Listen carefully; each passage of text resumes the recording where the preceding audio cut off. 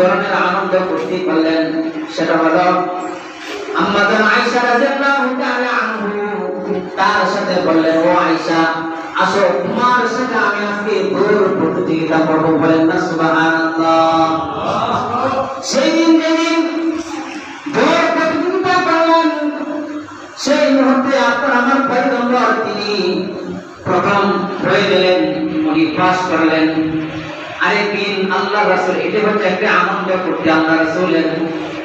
আরেকদিন হযরতে আম্মা জান আয়েশা রাদিয়াল্লাহু তাআলা বৃদ্ধ বয়সে, শেষ বয়সে আপনার আমার পয়গম্বরের সাথে আবার সে প্রতিযোগিতা করলেন।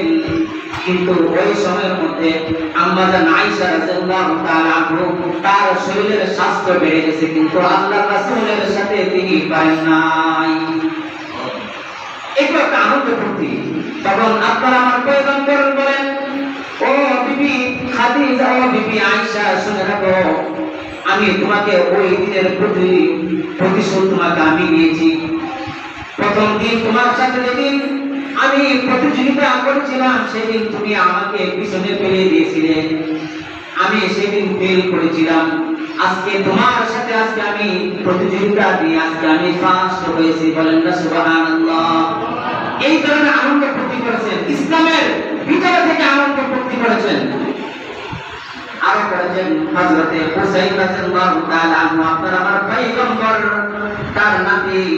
একদিন আপনার আমার পয়গম্বর মসজিদের ভিতরে